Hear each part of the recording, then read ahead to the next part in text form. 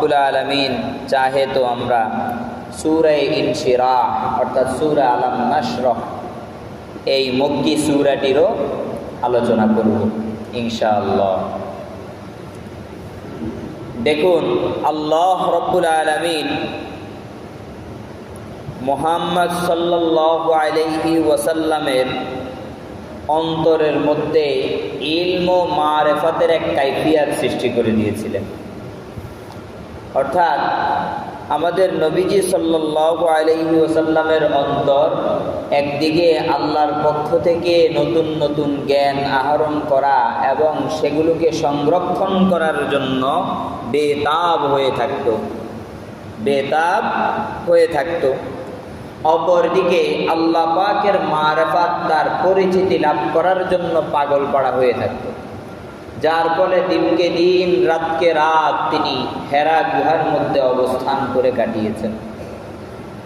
মহান রব্বুল আলামিন তার বহু সাধনার পর, বহু অপেক্ষার পর, অনেক ধরনের সাধনার পর মুহাম্মদুর রাসূলুল্লাহ সাল্লাল্লাহু আলাইহি ওয়াসাল্লামের এই বিশাল বড় যেই সাধনা, এটার বিলুপ্তি ঘটিয়ে আল্লাহ ওহীর দরজা উন্মুক্ত করে দিলেন।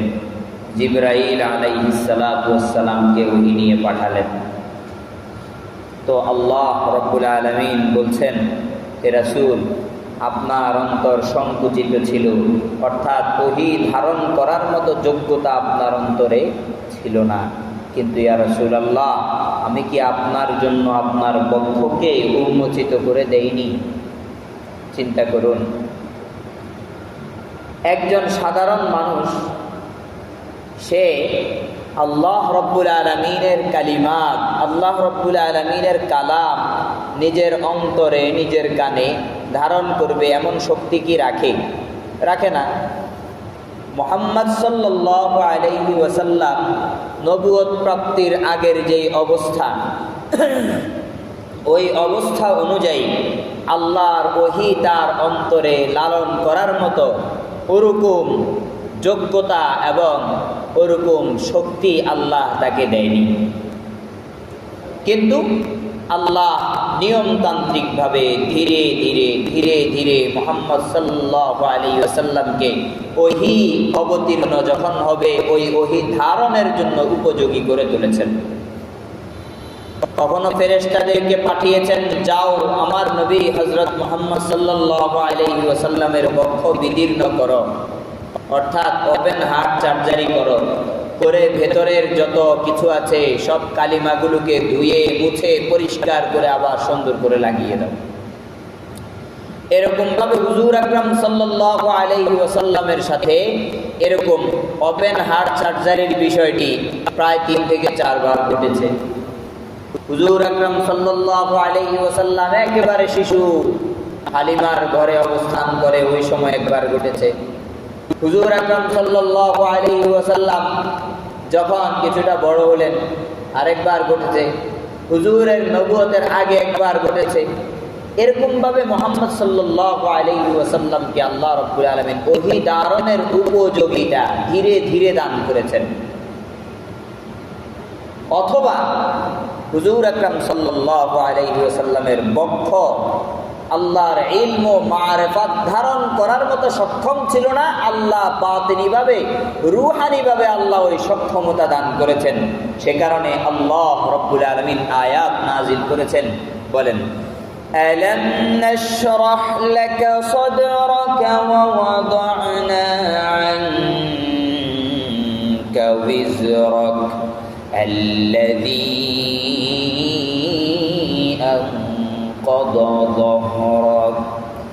মহান রব্বুল আলামিন বলে, নবী আমার, আমি কি আপনার জন্য আপনার বক্ষকে উন্মোচিত করে দেইনি?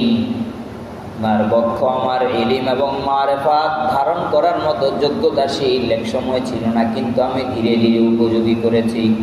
ধীরে ধীরে আপনার বক্ষকে আমি উপযোগী করে তুলেছি, যার ফলে আপনার বক্ষ উন্মোচিত হয়ে গিয়েছে। এই উন্মোচিত বক্ষ দিয়ে আপনি আমার ওহী ধারণ করতে পারেন। আলাম নাশরাহ লাকা সাদরাক, হে নবী, আমি কি আপনার বক্ষকে আপনার জন্য উন্মোচিত করে দেইনি?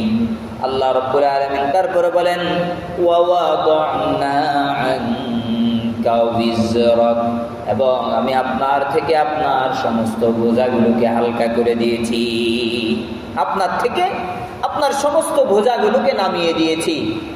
বলে যখন ওহী নাজিল হতো, ওহীর প্রাথমিক ধারাগুলো এমনভাবে ছিল, হযরত জিবরাইল আলাইহিস সালাতু ওয়াস সালাম হেরা পর্বতের যেই গুহার মধ্যে মহানবী সাল্লাল্লাহু আলাইহি ওয়াসাল্লাম বসে বসে আল্লাহর ইবাদত করতেন, জিবরাইল আলাইহিস সালাতু ওয়াস সালাম সেখানে আসলেন হুজুর আকরাম সাল্লাল্লাহু আলাইহি ওয়াসাল্লামকে ওহী নাজিল করার জন্য আসলেন। জিবরাইল এসে হুজুরের সাথে কথোপকথন করছেন, পড়ুন আপনি আপনার প্রভুর নামে। জিবরাইল প্রথমবার বলে ইকরা, আপনি পড়ুন। দ্বিতীয়বার বলে ইকরা, তৃতীয়বার বলে ইকরা। হুজুর আকরাম সাল্লাল্লাহু আলাইহি ওয়াসাল্লাম বলেন, আমি তো উম্মি, আমি পড়তে জানি না, লিখতে জানি না। জিবরাইল এক একবার বলে আর এক একবার নিজের বক্ষের সাথে হুজুর আকরাম সাল্লাল্লাহু আলাইহি ওয়াসাল্লামকে চাপড়ে ধরে এমনভাবে চাপ মারে, হুজুর আকরাম সাল্লাল্লাহু আলাইহি ওয়াসাল্লাম বলে এক এক চাপ এবং জিবরাইলের যে প্রেসার, এই প্রেসারের কারণে আমার জ্বর উঠে গিয়েছিল। হুজুরকে যখন ওহী নাজিল করেছেন, জিবরাইল সর্বশেষ বলেছে ইকরা বিসমি রাব্বিকাল্লাযী খালাক খালাকাল ইনসানা মিন আলাক ইকরা ওয়া রাব্বুকাল আকরামুল্লাযী আল্লামা বিল কলম আল্লামাল ইনসানা মা লাম ইয়ালাম। এই 5টি আয়াত যখন নাজিল হয়েছে, হেরা পর্বত থেকে মুহাম্মদুর রাসূলুল্লাহ সাল্লাল্লাহু আলাইহি ওয়াসাল্লাম বিবির কাছে চলে গিয়েছেন। হযরত খাদিজাতুল কুবরা রাদিয়াল্লাহু তাআলা আনহার কাছে গিয়েছেন, গিয়ে বলছেন, খাদিজা জাম্মিলুনি জাম্মিলুনি, আমাকে তুমি চাদর দিয়ে আবৃত করে ধরো, আমার কেমন কাঁপে কেঁপে জ্বর আসছে। হুজুর আকরাম সাল্লাল্লাহু আলাইহি ওয়াসাল্লাম সহধর্মিণীকে আবেদন করছিলেন যে তুমি আমাকে চাদর দিয়ে আবৃত করে ধরো। মুহাম্মদুর রাসূলুল্লাহ সাল্লাল্লাহু আলাইহি ওয়াসাল্লামের সহধর্মিণী, আমাদের উম্মাহাতুল মুমিনিনদের সর্বশ্রেষ্ঠ এবং সর্ববড়, সবার বড় হযরত খাদিজাতুল কুবরা রাদিয়াল্লাহু তাআলা আনহা হুজুরকে চাদর দিয়ে আবৃত করে ধরে সান্ত্বনা দিয়েছেন। বলে হুজুর আকরাম সাল্লাল্লাহু আলাইহি ওয়াসাল্লাম তখন বলছিলেন, আমার সাথে কি যেন কি ঘটে গেল। হযরত খাদিজা বলে, না না, আপনার সাথে খারাপ কিছু হতে পারে না, কারণ আপনি অসহায়দের সহায়, এতিম এবং বিধবাদের আশ্রয়স্থল। আপনি সমাজের মানুষদেরকে সহযোগিতা করেন, এতিমদের পাশে দাঁড়ান, বিধবাদের পাশে দাঁড়ান। আপনার যেই অনুদান, আপনার যেই কাজ, আপনার যেই কর্মপন্থা, আপনার যে হামদর্দি, আপনার যেই মুসাহাবাত, আপনার যেই সহযোগিতা, এগুলোর কারণে আল্লাহ আপনার সাথে খারাপ কিছুই করবে না। আপনি একটু শান্ত হন। হযরত খাদিজাতুল কুবরা রাদিয়াল্লাহু তাআলা আনহা তার চাচাতো ভাইয়ের কাছে নিয়ে গেছে হুজুর আকরাম সাল্লাল্লাহু আলাইহি ওয়াসাল্লামকে দেখানোর জন্য। কি হয়ে গেল। তার চাচাতো ভাই দেখে শুনে বলে, খাদিজা, হুজুর আকরাম সাল্লাল্লাহু আলাইহি ওয়াসাল্লামের উপর যেই ঘটনাগুলো ঘটেছে, এগুলো আমি সব বৃত্তান্ত শুনলাম। যদি বাস্তবিক অর্থে এমন হয়ে থাকে, তাহলে শোনো, আমি তাওরাতের মধ্যে শেষ নবীর সমস্ত আলামতগুলো তার মধ্যে পাইতেছি। তাওরাতের মধ্যে আমি যে আলামতগুলো শেষ নবীর জন্য পড়েছি, সেগুলো এই মুহাম্মাদের মধ্যে আমি ফিট পাইতেছি। হযরত খাদিজা ঘরে চলে আসলেন। তাহলে আবার চিন্তা করেন তো, হুজুর আকরাম সাল্লাল্লাহু আলাইহি সাল্লামের প্রতি সর্বপ্রথম যখন ওহী নাজিল হয়েছিল, হুজুরের জ্বর উঠে গেছিল, তো ওহীর অবতরণের নিয়ম পদ্ধতিটা কি খুব সহজ ছিল? অনেক কঠিন ছিল না? অনেক কঠিন ছিল, যার কারণে হুজুর ওই চাপটা সামলাইতে পারে নাই।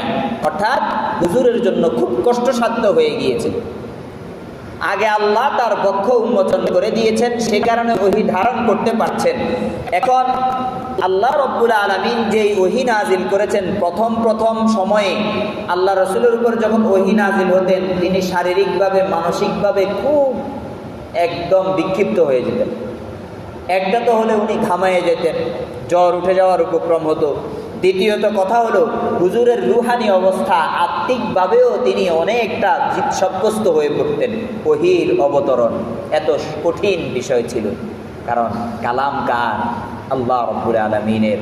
আল্লাহর কালাম যার উপর আসবে তাকে উপযোগী করে তুলেছেন 40 বছর যাবৎ।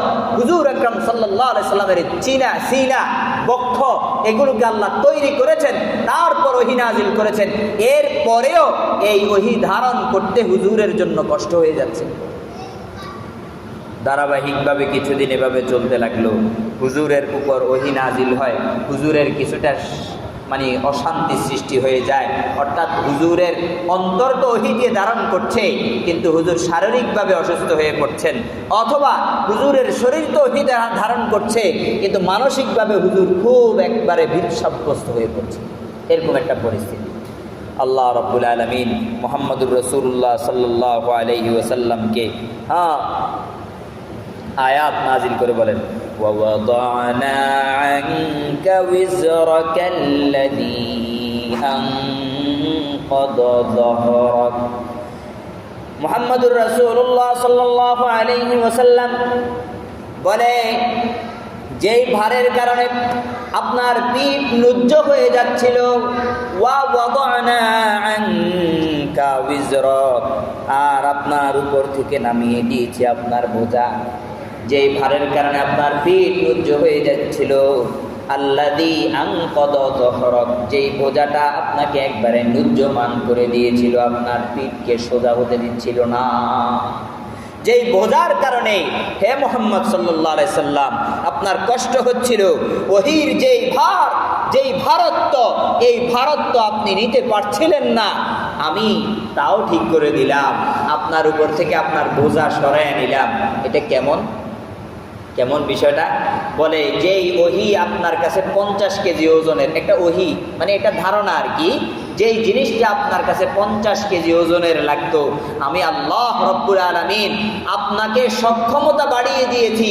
আপনি যদি 60 কেজি ওজন ধারণ করার মতো লোক ছিলেন, এখন আমি আপনাকে সক্ষমতা বাড়িয়ে 100 কেজি ধারণ করার সক্ষমতা দিয়ে দিয়েছি, যার ফলে 50 কেজি ওজন আপনার কাছে এখন কিছুই মনে হচ্ছে না। সুবহানাল্লাহ, সুবহানাল্লাহ। এটা অর্থাৎ আমি আপনার থেকে আপনার বোঝাকে কি করে দিয়েছি? হালকা করে দিয়েছি, বোঝাকে নামিয়ে দিয়েছি, যেই বোঝা আপনার পিঠকে নুজ্জ করে দিয়েছিল। কথা বুঝে আসছে? একটা 5 বছরের শিশু, এই শিশুটা যতটুকু ওজন ধারণ করে উঠাতে পারবে, একটা 20 বছরের একজন বালক সে তার চেয়ে অনেক বেশি পারবে না? কথা কি বুঝাইতে পারছি? এরপরে আসেন, 20 বছরেও পার্থক্য আছে। আপনার ছেলেরও 20 বছর, আমার ছেলেরও 20 বছর। আপনার ছেলে 30 কেজির বেশি উঠাইতে পারে না, আমার ছেলে 20 কেজির বেশি উঠাইতে পারে না। আছে না নাই? শক্তির মধ্যে তারতম্য আছে না নাই? আছে। মানুষ হিসেবে এক মানুষকে আল্লাহ রাব্বুল আলামিন শক্তিশালী বডি বিল্ডার বানাইছেন, আরেকজনকে মেরা এবং খুব জীর্ণশীর্ণ বানাইছেন। আছে না নাই? হুজুর আকরাম সাল্লাল্লাহু আলাইহি ওয়াসাল্লামের প্রতি যখন ওহী নাজিল হয়, ওহীর ধারণ ক্ষমতা, ওহীর ভারত্ব, এই ভারত্বের কারণে ধারণ ক্ষমতা বরদাস্ত করতে না পেরে হুজুর কিছুটা নুয়ে পড়ছিল। কিন্তু আল্লাহ রাব্বুল আলামিন হুজুর আকরাম সাল্লাল্লাহু আলাইহি ওয়াসাল্লামের সক্ষমতা বাড়াতে এত বিস্তৃত করে দিয়েছে, হুজুর আকরাম সাল্লাল্লাহু আলাইহি ওয়াসাল্লামের উপর ওহী নাজিল হওয়া খুব স্বাভাবিক হয়ে গেছে। এখন 50 KG, 100 KG, 200 KG, 300 KG, 500 KG, যত কেজি ওজন হুজুরের উপর বহন করানো হোক, হুজুর আর নুয়ে পড়ে না। হুজুরের সক্ষমতা চলে আসছে, আল্লাহ তাকে ওই শক্তি দান করে দিয়েছে। আরবের কুস্তিগিরের কাহিনী আপনারা শুনেন নাই? খুব প্রভাবশালী এক কুস্তিগির ছিল। সে আরবের এমন কোনো ব্যক্তি ছিল না যে এই কুস্তিগিরের সাথে পারত, শক্তিতে সমর্থে কোনোটাতেই পারত না। হুজুর একদিন গাছের নিচে আরাম করছিলেন, হঠাৎ করে ওই কুস্তিগির কাফের সে হুজুরের মাথার পাশে এসে দাঁড়ালো, তরবারি একবারে খোসা মুক্ত করে মুহাম্মদুর রাসূলুল্লাহ সাল্লাল্লাহু আলাইহি ওয়াসাল্লামকে বলে, বলে মুহাম্মদ এখন তোমাকে আমার হাত থেকে কে বাঁচাবে?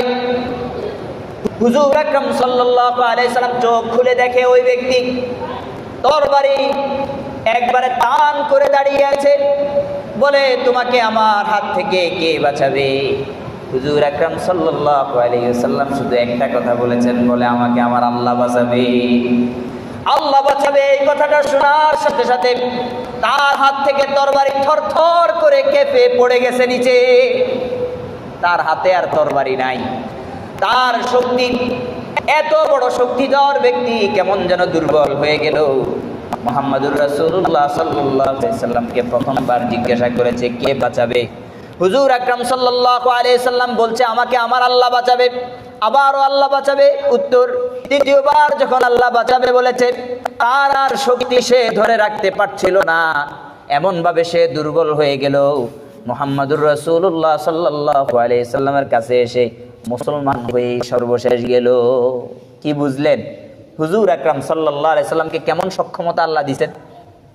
তার কথার যদি এই ভারত্ব হয়, অর্থাৎ যে জিনিসটা ওহী ধারণ করতেছে তার কথারও একটা ভার আছে। কথা বুঝে আসছে না?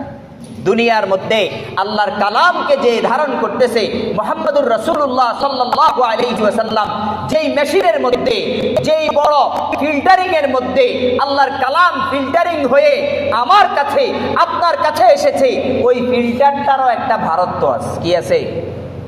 কথা কি বুঝাইতে পারছি? পানি যে জিনিসটাকে ফিল্টারিং করে, হ্যাঁ, এই যে জিনিসটা পানিকে ফিল্টারিং করে ওই জিনিস একরকম, আবার যে জিনিসটা আবহাওয়া ফিল্টারিং করে ওই জিনিস আরেক রকম না। কথা কি বুঝাইতে পারছি? এক একটা বাতাসের ফিল্টারিং আছে। এখন তো আধুনিক জামানা, অনেক ফিল্টারিং বের হয়ে গেছে। তো এখন চিন্তা করেন মুহাম্মদুর রাসূলুল্লাহ সাল্লাল্লাহু আলাইহি ওয়াসাল্লাম হলো আল্লাহ রাব্বুল আলামিন এবং তার বান্দাদের মাঝে আল্লাহর কালামকে ফিল্টারিং করে আমাদের কাছে বুঝানোর একটা মাধ্যম। তো এখন আল্লাহর কালাম এত ভারী জিনিস, যেই ফিল্টারের মধ্যে ঢুকে স্বাভাবিক হয়ে হযরত ওমরের কানে ঢুকে, হযরত আবু বকরের কানে ঢুকে, হযরত উসমানের কানে ঢুকে, হযরত আলী কাররামাল্লাহু ওয়াজহুর কানে ঢুকে, ওই ফিল্টারের ভারত্ব আছে না নাই? ওই কুস্তিগিরকে যখন বলে আমাকে আমার আল্লাহ বাঁচাবে, সে দুর্বল হয়ে গেছে, তার হাত থেকে তরবারি পড়ে গেছে। আর আল্লাহ রাব্বুল আলামিন কোরআন কারীমের মধ্যে এটাই বলেন, ওয়াদানা আনকা উযরাক, বলে ওহী অবতীর্ণের সময় ওহীর যেই ভারত্ব সেটা আপনি গ্রহণ করতে সক্ষম ছিলেন না, এই কারণে আমি আপনার উপর থেকে আপনার বোঝাকে কমিয়ে দিয়েছি। আল্লাযী যেই বোঝা আপনাকে নুজ্জমান করে দিচ্ছিল, হয় ওদিকে হালকা করে দিয়েছে অথবা হুজুর আকরাম সাল্লাল্লাহু আলাইহি ওয়াসাল্লামের সক্ষমতাকে বাড়িয়ে দিয়েছে। কিন্তু অসংখ্য হাদিস এবং কোরআন থেকে বোঝা যায় হুজুরের সক্ষমতাকে বাড়িয়ে দিয়েছে, হুজুরের সক্ষমতাকে বাড়িয়ে দিয়েছে। অর্থাৎ যদি 50 কেজি ওজন ধারণ করতে পারতেন, হুজুর এখন 500 কেজি ওজন ধারণ ক্ষমতা তার মধ্যে চলে আসছে। কথা কি বুঝাইতে পারছি? আল্লাহু আকবার, আল্লাহু আকবার। এবং হুজুরের জীবন চরিত্র দেখলে এটাই বোঝা যায়। হুজুরের সক্ষমতা আমাদের মতো ছিল না। হুজুরের সক্ষমতা, হুজুরের শক্তি, হুজুরের সামর্থ্য, হুজুরের চলা বলা ফেরা সব কিছু আমাদের থেকে 40 গুণ বেশি অথবা অনেক গুণ বেশি ছিল। কথা কি বুঝাইতে পারছি? আল্লাহু আকবার। হুজুরের ইনসাফের শক্তি দেখেন। হুজুর 11 জন বিবি, 10 জন বিবি একসাথে রেখেছেন, ইনসাফ করেছে, কড়ি কানাও একটু এদিক সেদিক হয় না। আপনি পারবেন? এই সক্ষমতা আপনার আছে? আপনি 4টা তো থাক দূরের কথা, 2টার মধ্যে ওই ইনসাফ করতে পারবেন না। তো হুজুরের সক্ষমতা ইনসাফের ক্ষেত্রে আমার থেকে অনেক বেশি না? আপনার থেকে অনেক বেশি না? এরপর আসেন, হুজুর আকরাম সাল্লাল্লাহু আলাইহি সাল্লাম 10 জন বিবিকে যদি লালন করে থাকেন, পালন করে থাকেন, হুজুরের সক্ষমতা অনেক বেশি ছিল না? হুজুর আকরাম সাল্লাল্লাহু আলাইহি ওয়াসাল্লামের আদল দেখেন, সাহাবায়ে কেরামের মাঝে হুজুর আকরাম সাল্লাল্লাহু আলাইহি ওয়াসাল্লাম এক একটা বিচার করেছেন, একটা বিচারের কোনো একটা পার্শ্ব আপনি দুর্বলতা দেখাইতে পারবেন না। তাহলে আমার থেকে, আপনার থেকে বিচারক হিসেবে হুজুরের সক্ষমতা কত বেশি না? হুজুর আকরাম সাল্লাল্লাহু আলাইহি সাল্লাম জিহাদের ময়দানে সেনাপতি ছিলেন, হুজুর কমান্ডার ছিলেন, হুজুর এমন কমান্ডার ছিলেন, আল্লাহু আকবার, বদরের ময়দানে বিজয় অর্জন করে এসেছেন। আপনার থেকে আমার থেকে কয়েক হাজার গুণ বেশি হুজুরের সক্ষমতা ছিল। হুজুরের কালামের সক্ষমতাটাই এমন ছিল, ওই কুষ্টিগিরকে যখন বলে আমাকে আমার আল্লাহ বাঁচাবেন, সাথে সাথে ওই কুষ্টিগির নরম হয়ে যায়। তাহলে আমার কথা আর হুজুরের কথা কি এক হলো? হুজুরের সক্ষমতা অনেক বেশি হয়ে গেছে না? কারণ যেই জিনিসটা ওহীকে ধারণ করবে তার যৌগিক সক্ষমতা, শারীরিক সক্ষমতা, মানসিক সক্ষমতা, আত্মিক সক্ষমতা, বলার সক্ষমতা, শোনার সক্ষমতা এবং মেনটেন করার সক্ষমতা সব কিছু আল্লাহ কয়েক গুণ বাড়িয়ে দিয়েছেন। সুবহানাল্লাহ। এটাই আল্লাহ বলেন ওয়াদানা আনকা বিজরাকাল্লাযী আনকাযা যহরাক। বলে ইয়া রাসূলুল্লাহ, আপনার যে ভারত্ব ছিল, যেই ভার আপনি বোঝা বহন করতে আপনার কষ্ট হয়ে যাচ্ছিল, ওটাকে আমি কমিয়ে দিলাম, আপনার সক্ষমতা বাড়িয়ে দিলাম। আপনি যে ভারের কারণে যে ভারটা আপনাকে নুজ্জ করে দিচ্ছিল, ইয়া রাসূলুল্লাহ, আমি ওই ভারটাকে হালকা করে দিলাম, ওটাকে আমি আপনার থেকে নামিয়ে দিলাম এমন সিস্টেমে আপনার সক্ষমতা বাড়াইয়া দিলাম। এখন 50 কেজি ওজন ধারণ করতেও আপনার হাতের খেলা। কথা কি বুঝাইতে পারছি? হুজুরের সক্ষমতা আল্লাহ বাড়াই দিয়েছেন। তারপর আল্লাহ রাব্বুল আলামিন বলেন ইয়া রাসূলুল্লাহ, শুধু এতটুকু করি নাই, ওহী আপনার জন্য সহজ করেছি, বিষয়টা শুধু এতটুকু না। বলে ইয়া রাসূলুল্লাহ ওয়া রাফা'না লাকা যিকরাক। বলে ইয়া রাসূলুল্লাহ, আপনার স্মরণ, আপনার জিকিরকে আমি সর্ব জায়গায় বুলন্দ করে দিয়েছি।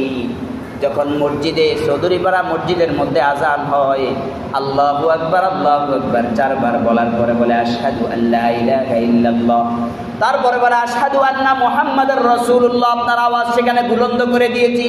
যেখানে আমার নাম আসছে সেখানেই আপনার নাম আসছে।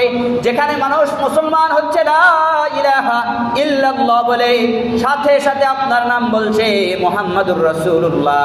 বলে ইয়া রাসূলুল্লাহ, আপনার নামকে আমার নামের সাথে এমনভাবে জুড়ে দিয়েছি, কালিমা পড়তে গেলেও লা ইলাহা ইল্লাল্লাহ মুহাম্মাদুর রাসূলুল্লাহ, এমনইভাবে আযানের মধ্যেও আশহাদু আল্লা ইলাহা ইল্লাল্লাহ ওয়া আশহাদু আন্না মুহাম্মাদুর রাসূলুল্লাহ, এমনইভাবে আত-তাহিয়াতুর মধ্যে লিল্লাহি বলার পর ওয়াস-সালাওয়াতু ওয়াত-তাইয়্যিবাত আসসালামু আলাইকা আইয়ুহান নবী। বলে নবী, আত-তাহিয়াতুর মধ্যেও আপনার নাম। ইয়া রাসূলুল্লাহ, যেখানে আসছে আল্লাহর ইতাআত করার জন্য আতিউল্লাহ, ওখানে আমি সাথে সাথে লাগিয়ে দিয়েছি ওয়া আতিউর রাসূল ওয়া উলিল আমরি মিনকুম। তোমরা আল্লাহর ইতাআত করো, আল্লাহর বান্দা রাসূলুল্লাহ সাল্লাল্লাহু আলাইহি ওয়াসাল্লামের ইতাআত করো। যেখানে আপনি, যেখানে আমি, সেখানেই আপনি। এই কারণে কবি বলেন তাকবীর মে কলমে মে নামাজোं में अज़ा में, तकबीर में कलमे में नमाजों में अज़ा में, नाम इलाही से मिला नाम मुहम्मद। তাকবীরের মধ্যে আল্লাহর নামের সাথে মুহাম্মদুর রাসূলুল্লাহ সাল্লাল্লাহু আলাইহি সাল্লামের নাম, কালিমার মধ্যে আল্লাহর নামের সাথে মুহাম্মদুর রাসূলুল্লাহ সাল্লাল্লাহু আলাইহি ওয়াসাল্লামের নাম। কালিমে মে নামাজো মে, নামাজের মধ্যে আল্লাহর নামের সাথে মুহাম্মদুর রাসূলুল্লাহ সাল্লাল্লাহু আলাইহি ওয়াসাল্লামের নাম। এমনকি আযানের মধ্যে আল্লাহর নামের সাথে মুহাম্মদুর রাসূলুল্লাহ সাল্লাল্লাহু আলাইহি ওয়াসাল্লামের নাম। এই কারণে আল্লাহ রাব্বুল আলামিন কুরআনুল কারীমের মধ্যে বলেন ওয়া রাফা'না লাকা যিকরাক। বলে ইয়া রাসূলুল্লাহ, আমি আপনার স্মরণকে বুলন্দ করেছি। আবু লাহাব বলেছিল আপনি নির্বংশ হবেন, আপনাকে কেউ স্মরণ করবে না, কিন্তু দেখেন আবু লাহাবকে স্মরণ করার মতো কেউ নেই, কিন্তু ইয়া রাসূলুল্লাহ, আপনাকে স্মরণ করার মতো লক্ষ লক্ষ কোটি কোটি উম্মত দুনিয়ার মধ্যে বিচরণ করে। প্রত্যেকেই উঠতে বসতে সাল্লাল্লাহু আলাইহি ওয়াসাল্লাম বলে, কারণে অকারণে শুধু শুধু আপনার নামে দুরূদ পাঠ করে। আপনার নামে দুরূদ পাঠ না করে তারা ভালো কোনো কাজ শুরু করে না। আপনার খুতবার মধ্যেও তারা আপনার নামে দুরূদ পাঠ করে, ওয়াজের মধ্যেও সাল্লাল্লাহু আলাইহি ওয়াসাল্লাম আপনার নামে দুরূদ পাঠ করে। আপনার এই যে আওয়াজ, আপনার যে জিকির, আপনার যে স্মরণ, এটাকে আমি এমন বুলন্দ করেছি বিশ্বব্যাপী সবার মুখে মুখে। যারা আপনার শত্রু ছিল তাদেরকে এখন কেউ স্মরণ করে না। তাদের কারো বাড়িতে প্লেপটিন হয়েছে, কারো বাড়িতে টাঙ্কি হয়েছে। মক্কা নগরীতে হাজী সাহেবরা আয়েশা সাহেব বলে যে আবু লাহাব, আবু জেহেল, এদের বাড়িঘরগুলো এখন মক্কা শরীফের বাথরুম। কথা কি বুঝাইতে পারছি? তাহলে এখন চিন্তা করেন, মুহাম্মদুর রাসূলুল্লাহ সাল্লাল্লাহু আলাইহি ওয়াসাল্লামকে আল্লাহ রাব্বুল আলামিন বলতেছেন, ইয়া রাসূলুল্লাহ ওহী ধারণ করতে কষ্ট হচ্ছিল, আমি সহজ করে দিছি, 50 কেজির জায়গা আপনাকে 500 কেজির সক্ষমতা দিয়ে দিয়েছি, এখন ওহী আপনার কাছে হালকা হয়ে গেছে। সুবহানাল্লাহ। তারপরে বলে, ইয়া রাসূলুল্লাহ আপনার নামকে আমি জায়গায় জায়গায় আমার নামের সাথে জুড়ে দিয়েছি, যতবার মানুষ আমার নাম নেয় আল্লাহু আকবার বলে, মুহাম্মদুর রাসূলুল্লাহর সাথে বলে লা ইলাহা ইল্লাল্লাহ মুহাম্মাদুর রাসূলুল্লাহ, লা ইলাহা ইল্লাল্লাহ মুহাম্মাদুর রাসূলুল্লাহ, আশহাদু আল্লা ইলাহা ইল্লাল্লাহ, আশহাদু আন্না মুহাম্মাদুর রাসূলুল্লাহ। বলে ইয়া রাসূলুল্লাহ আমার নাম যেখানে সেখানে আপনার নাম জুড়ে দিয়েছি, যার ফলে আপনার নামের জিকির, আপনার নামের স্মরণ মানুষের মধ্যে হঠাৎ হঠাৎ নয়, বরং যুগে যুগে ধারাবাহিকভাবে হতে চলছে। এবং আল্লাহ পাকের নিয়ামত চিন্তা করেন, আপনি কি জানেন পৃথিবীর মধ্যে এমন কোনো মুহূর্ত বাকি নেই, খালি নেই, যেখানে আল্লাহ এবং আল্লাহ রসুলের নাম নেওয়া হয় না। বুঝতে পারেন? ধরেন বাংলাদেশের মধ্যেই 1 মিনিট 1 সেকেন্ড 2 সেকেন্ডের পার্থক্যে আজান হচ্ছে না? এরকমভাবে পৃথিবীটাকে আল্লাহ গোলাকৃতির বানিয়ে দিয়েছে। কোথাও না কোথাও এই মুহূর্তেও আশহাদু আন্না মুহাম্মাদুর রাসূলুল্লাহ বলছে।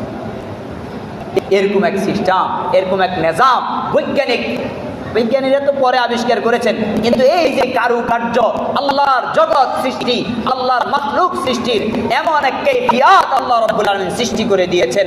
বলে ইয়া রাসূলুল্লাহ ওয়া রাফা'না লাকা যিকরাক, আপনার জিকিরকে, আপনার স্মরণকে সর্বস্তরে আমি বুলন্দ করে দিয়েছি। সুবহানাল্লাহ। তারপর আল্লাহ রাব্বুল আলামিন বলেন ওয়া রাফা'না লাকা যিকরাক, তারপর আল্লাহ রাব্বুল আলামিন বলে ইয়া রাসূলুল্লাহ ওহী ধারণ করতে আপনার কষ্ট হয়েছে, ইন্না মা'আল উসরি ইউসরা, ইন্না মা'আল উসরি ইউসরা। বলে ইয়া রাসূলুল্লাহ কঠোরতার সাথে সাথে কাঠিন্য যেখানে থাকে সেখানে সহজতার রাস্তাও থাকে।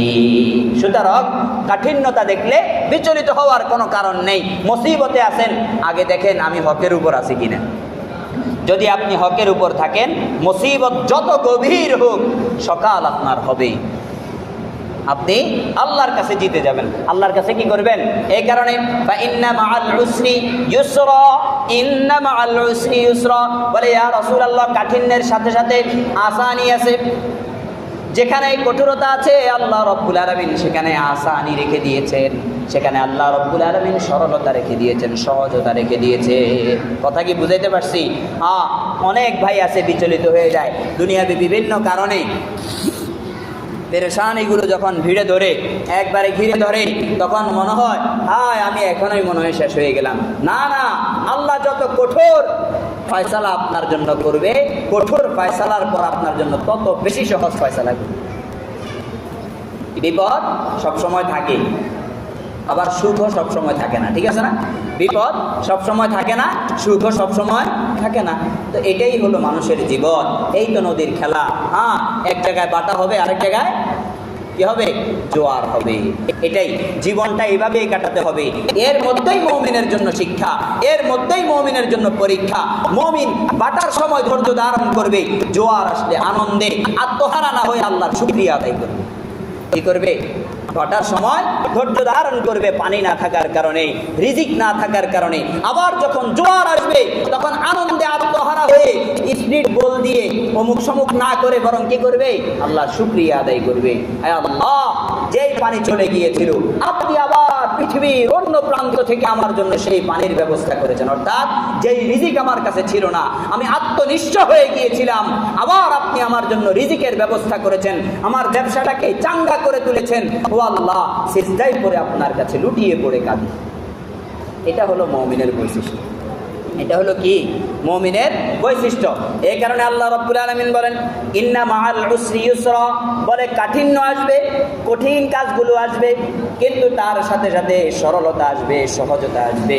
ওই সরলতা এবং সহজতাটাকে গ্রহণ করার জন্য আপনি প্রস্তুত হন। তারপর আল্লাহ রাসূল সাল্লাল্লাহু আলাইহি সাল্লামকে আল্লাহ রাসূল সাল্লাল্লাহু আলাইহি সাল্লামের উপর যা নেয়ামত সেগুলো বললেন। নেয়ামতের পরে আল্লাহ সান্ত্বনা দিলেন, ইন্না মাআল উসরি ইউসরা, ইয়া রাসূলুল্লাহ প্রথমে আপনার উপর ওহী খুব শক্ত ছিল, এরপর আমি এত হালকা করে দিয়েছি, এখন তো আপনি জিহ্বা নেড়ে ওহী পড়াও লাগে না, আপনার অন্তরে এমনিতেই আমি ফিট করে দেই। সুবহানাল্লাহ। তাহলে সহজ হইল কিনা? প্রথমে আল্লাহ রাসূল সাল্লাল্লাহু আলাইহি ওয়াসাল্লামের জন্য কত কঠিন ছিল। হেরা পর্বত থেকে যাওয়ার পর হুজুরের জ্বর উঠে গিয়েছিল, এমন একটা পরিস্থিতি তৈরি হয়েছিল। কিন্তু পরবর্তী অবস্থাটা দেখেন, ওহী নাজিল হয়, হুজুর ঘুমের মধ্যে ঘুমও ভাঙে না। ওহী নাজিল হয়, হুজুর রেস্ট করতেছে, রেস্টের মধ্যে কোনো ব্যাঘাত ঘটে না। ওহী নাজিল হয়, হুজুর ঘোড়ার পিঠে, হুজুরের কোনো ব্যাঘাত ঘটে না। সর্ব অবস্থায় ওহী নাজিল হতে পারে, এতটা হালকা হয়ে গিয়েছে, হুজুরের কোনো ধরনের কোনো বিঘ্নতা নেই। এবং হুজুরকে পড়তেও হচ্ছে না, আলাম নাশরাহ লাকা সাদরাক ওয়া ওয়াদানা আনকা উযরাক। আল্লাহ বলে, ইয়া রাসূলুল্লাহ আপনি মুখস্থ করতে কষ্ট হবে, আপনার অন্তরে এটা সংরক্ষণ আমি করব, আপনার মুখ নাড়ানোর কোনো দরকার নেই, কোনো দরকার নেই, কোনো দরকার নেই। এতটা সহজ করে দিয়েছেন। তাহলে প্রাথমিক অবস্থা দেখে ঘাবড়িয়ে গেলে চলবে? প্রাথমিক কাঠিন্যতার অবস্থা দেখলে, যে ওহী যখন নাজিল হয়েছে, হুজুর আকরাম সাল্লাল্লাহু আলাইহি সাল্লাম ঘামায় গেছেন, হুজুর আকরাম সাল্লাল্লাহু আলাইহি সাল্লামের জ্বর উঠে গেছেন, এগুলো দেখে যদি হুজুর ধৈর্য ধারণ না করে, আল্লাহ না করুক, হুজুর তো ধৈর্য ধারণ করবে নয়, এগুলো দেখে যদি আমরা বিচলিত হয়ে যাই যে ওহী কতটা কঠিন জিনিস, তাহলে পরের সহজতা যেটা বললাম, ঘোড়ার পিঠে ওহী নাজিল হয়, শুয়ে আছেন হেরা গুহার মধ্যে, সেখানে ওহী নাজিল হয়, হুজুরের ঘুমের মধ্যে ওহী নাজিল হয়, কত সহজ হয়ে গেছে না? তাহলে কঠিনতা আসবে সরলতা নিয়ে। কি নিয়ে আসবে? কঠিনতা আসবে সরলতা নিয়ে। ধৈর্য ধরতে হবে। মহানবী সাল্লাল্লাহু আলাইহি ওয়াসাল্লাম থেকে এখানে শিক্ষা নেওয়ার বিষয় হলো, হুজুর ওহীর সর্বপ্রথম যেই ধারাগুলো ছিল এত কঠিন হওয়ার পরেও হুজুর ধৈর্য ধারণ করেছেন। সুতরাং উম্মতে মুহাম্মাদি, ও আমার ভাইরা, ও আমার বাবারা, আপনাদেরকেও কঠিন সময়গুলোতে ধৈর্য ধারণ করতে হবে। বিচলিত হওয়ার কোনো কারণ নেই। আল্লাহর কাছে ধৈর্য ধারণ করবেন, নামাজের মাধ্যমে সাহায্য চাইবেন। নামাজ এটা শিক্ষা, কিন্তু নামাজের মাধ্যমে কি করবেন? সাহায্য চাইবেন। এই সূরা আমাদেরকে এটাই শিক্ষা দেয় যে কঠোরতা আসলেই বিচলিত হওয়ার কিছু নেই, একটু ধৈর্য ধরো, সামনে আসতেছে সরলতা, ওই সরলতা গ্রহণ করার জন্য। সুতরাং দোয়া করতেছি কবুল হয় না, বিতৃষ্ণা হওয়ার কিছু নেই, ধৈর্যের সাথে দোয়া করেই যাও, করেই যাও, আল্লাহ কবুল করবেন।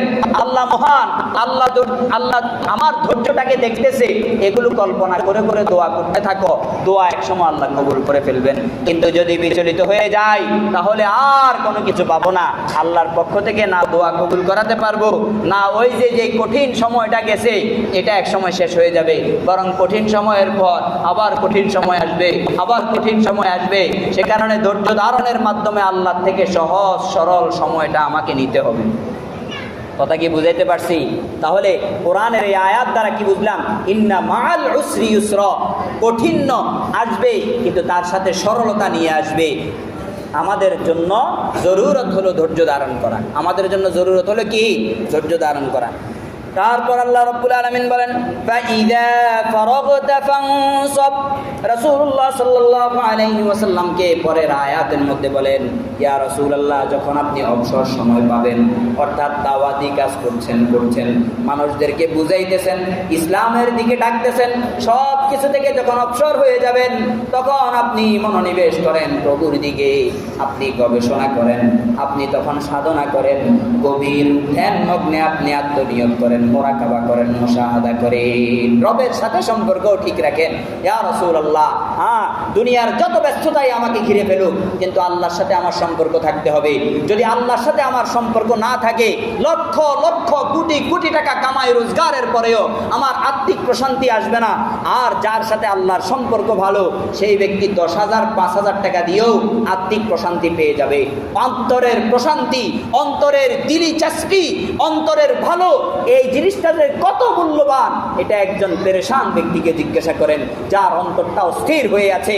সে বলবে, ও ভাই, লক্ষ লক্ষ টাকা আমার কাছে আছে, কিন্তু আমার অন্তরের প্রশান্তি নেই, এই প্রশান্তিটা কোথায় খুঁজে পাই?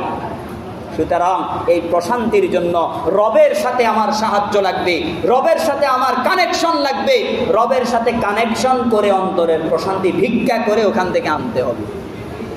এই কারণে আল্লাহ রাব্বুল আলামিন বলেন ফাইদা ফারাগতা ফানসাব, আপনি যখন অবসর হয়ে যাবেন আল্লাহর দিকে মনোনিবেশ করেন, সাধনা করেন, আল্লাহর সাথে আপনার সম্পর্ককে গভীর করেন, গভীর থেকে গভীর করেন।